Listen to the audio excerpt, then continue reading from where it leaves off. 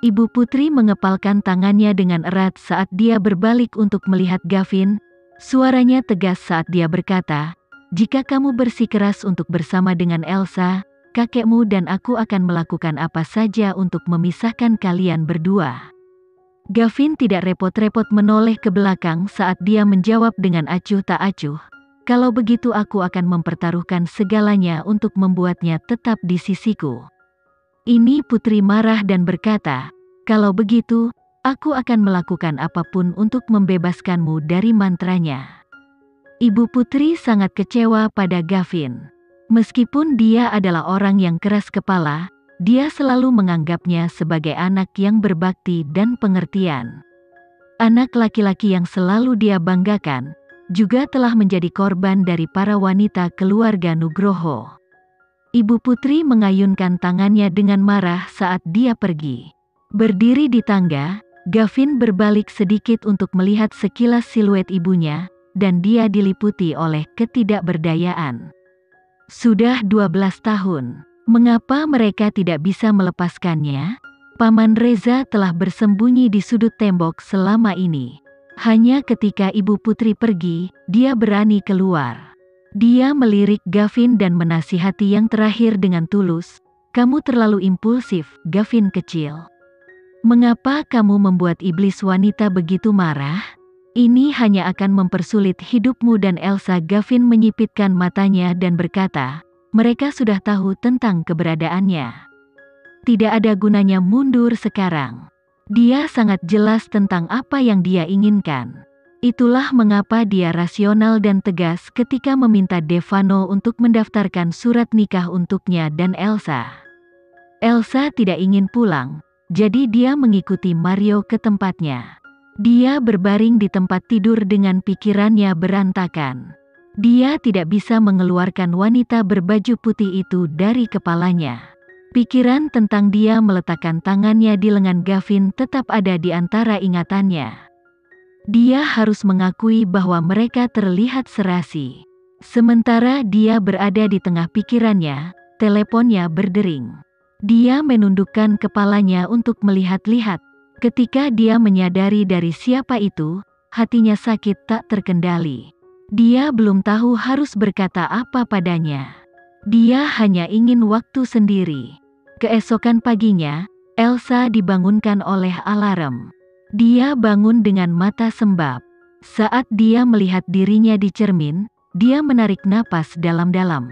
Tidak hanya dia banyak menangis kemarin malam, tapi dia tidak bisa tidur sampai larut malam. Dia awalnya ingin merias wajah. Namun, karena dia berada di tempat Mario, dia tidak punya pilihan selain pergi bekerja tanpa itu. Dia baru saja tiba di perusahaan ketika dia bertemu dengan Direktur Siren. Sejujurnya, Direktur Siren selalu iri dengan usia dan kecantikan Elsa. Semua pria dalam hidupnya juga cukup mengesankan. Namun, Direktur Siren langsung tahu dari mata bengkak Elsa bahwa ada yang tidak beres. Apa yang telah terjadi? Kenapa matamu bengkak begitu?" Direktur Siren sengaja berbicara keras untuk menarik perhatian karyawan di sekitarnya. Seperti yang diharapkan, rekan-rekannya di sekitar Elsa menoleh dari meja mereka. Semua orang tahu bahwa dia punya pacar misterius yang kaya dan tampan. Setelah mendengar apa yang dikatakan Direktur Siren, semua orang mengira Elsa dicampakkan oleh pacarnya. Elsa menjawab, "Saya hanya kurang istirahat." "Mengapa kamu membuat keributan tentang itu?" Direktur Siren mengerutkan kening dan berkata, "Oh, apakah kamu yakin kurang istirahat? Saya tahu dari bengkak di matamu, bahwa kamu menangis sepanjang malam. Apakah seseorang menggertakmu?" Elsa berkata, "Terima kasih atas perhatianmu, Direktur Siren, tetapi tidak ada yang bisa menggertak saya." Setelah mengatakan itu, Elsa bersikap seolah itu bukan masalah besar dan menuju ke tempat duduknya. Melihat ini, Direktur Siren melipat tangannya dan mendengus dingin. Elsa kemungkinan besar dibuang oleh pacarnya. Entah itu atau pacarnya telah kehilangan minat padanya. Pria itu mungkin telah menemukan minat cinta baru. Kenapa lagi matanya membengkak seperti itu? Pemikiran itu membuat Direktur Siren merasa sangat puas. Jadi bagaimana jika dia secantik itu? Dia tidak bisa menjaga hati seorang pria pada akhirnya. Hanya setengah hari telah berlalu, tetapi berita perpisahan Elsa telah menyebar seperti api. Ketika Elsa menuju ke bawah untuk makan siang di siang hari, orang-orang menggosip dan mengkritiknya kemanapun dia pergi. Elsa benar-benar tidak bisa berkata-kata. Benar-benar ada banyak pengoceh yang sedang bekerja. Semua orang mungkin mengatakan bahwa dia menangis semalaman setelah dicampakkan oleh pacar barunya. Elsa menggelengkan kepalanya dan mengabaikan orang-orang saat dia memesan makanannya. Dia baru saja duduk ketika seseorang meletakkan nampan di hadapannya. Dia mengangkat matanya dan mencemooh pelan ketika dia melihat siapa itu. Kemudian, dia menundukkan kepalanya dan mulai makan. Ketidakpedulian Elsa membuat Fiana kesal. Yang terakhir mengatupkan giginya saat dia duduk. Ada apa? Dicampakkan oleh pria keji itu? Apakah itu sudah menjinakkan amarahmu? Elsa tersenyum dingin. Ada apa? Apa kau hanya senang jika aku memberitahumu? Fiana menjawab, kamu pikir kamu ini siapa, Elsa? Kamu bukan apa-apa tanpa dukungan pria itu. Elsa berkata, bagaimana denganmu? Bahkan sampah lebih baik darimu? Apakah ada yang mendukung saya tidak ada hubungannya denganmu? Fiana berkata, pria seperti apa yang akan menyukai wanita sepertimu? Bahkan jika kamu berkencan dengan 20 pria, semuanya akan menipu orang sepertimu. Setelah mendengar ini, Elsa mengerutkan kening saat dia memercikkan sup tomat dan telur ke seluruh wajah Fiana. Saat gumpalan telur tergantung di wajah Fiana, Elsa berkata dengan suara yang dalam, aku hanya membantumu untuk tenang. Baru saat itulah mata Fiana melebar saat dia sadar kembali. Dia menatap punggung Elsa dan meraung, Elsa, aku akan balas perbuatanmu itu. Elsa tidak memperhatikannya. Dia bahkan tidak melihat ke belakang ketika dia meninggalkan tempat itu. Melihat betapa menyedihkannya penampilan Fiana, para pekerja di kantin tidak bisa menahan tawa di antara mereka sendiri. Elsa menempelkan kertas pada Fiana terakhir kali. Kali ini, yang terakhir dibasahi sup tomat dan telur. Namun, semua orang bisa melihat bahwa Elsa lebih unggul. Dia akan melemparkan semangkuk sup ini kembali ke wajah Elsa suatu hari nanti.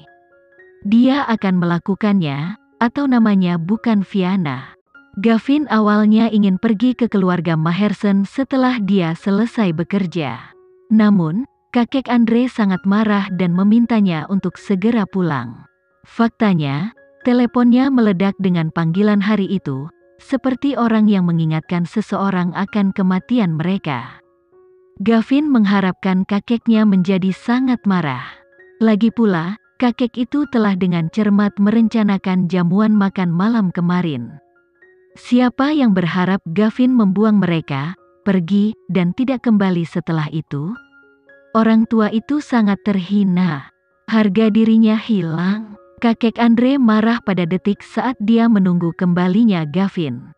Ketika amarahnya mencapai batasnya, lelaki tua itu mengangkat tangan dan membantingnya dengan keras ke meja. Dia marah, bajingan itu. Apakah dia hanya akan puas setelah wanita dari keluarga Elsa benar-benar menghancurkannya? Ibu putri mengerutkan keningnya tak berdaya. Ayah, kamu harus menyalahkan wanita itu sebagai gantinya. Jika dia tidak menyelinap ke rumah kita kemarin, mengapa Gavin mengabaikan tamu kita? Dia melakukan itu untuk mengejarnya. Sungguh wanita yang manipulatif. Kakek Andre menjadi gelap ketika dia mendengar ini. Tangan di atas meja mengepal, dan dia menggerutu, wanita itu tidak bisa tinggal di ibu kota. Merencanakan di belakang seorang wanita miskin bukanlah sikap yang sopan bagimu, kakek. Ada sedikit kemarahan dalam suara jernih Gavin saat dia berbicara dari sisi pintu. Ini mengejutkan kakek Andre dan ibu putri. Kakek berteriak dan berkata, "Jadi, kamu tahu caranya pulang?" Gavin berjalan maju kemudian, dia berhenti di depan kedua orang itu tanpa wajah, tanpa ekspresi. "Ponsel saya sudah meledak karena semua panggilan. Aku takut kakek akan marah jika aku tidak pulang." Kakek Andre sangat marah dan memandang Gavin, sambil berkata, "Takut aku akan marah? Jika memang kamu takut, maka bumi akan keluar dari orbitnya." Gavin menundukkan kepalanya sedikit dan terdiam beberapa saat. Kemudian, dia berkata, "Saya salah kemarin. Saya minta maaf. Jika kamu menginginkan pengampunanku, segera putuskan semua hubungan dengan wanita itu." Gavin menatapnya, "Aku memang meminta maaf padamu, tapi aku tidak mencari pengampunanmu." Kakek Andre berkata, "Kamu bajingan. Apakah kamu ingin saya mati karena marah?" Gavin berkata, "Aku sudah memberitahumu, kakek. Dia tidak bersalah." Mengapa kakek bersikeras menaruh semua dendam padanya? Ibu putri mengepalkan tangannya sebelum dia memandang Gavin dan berbisik, "Aku tidak bisa tidur di malam hari setiap kali aku memikirkan wajahnya." Sekian dulu ya video kali ini, kita lanjutkan lagi videonya di lain waktu. Oh iya, bagaimana menurut kalian? Semoga bisa sedikit menghibur kalian semua. Untuk teman-teman yang baru nonton, jangan lupa subscribe ya, hehehe. Dan kalau teman-teman ada yang ingin gabung langganan, bisa langsung gabung saja untuk dapat fitur yang menarik dan sedikit membantu Mimin. Terima kasih banyak sudah menonton, sampai jumpa lagi, bye bye bye.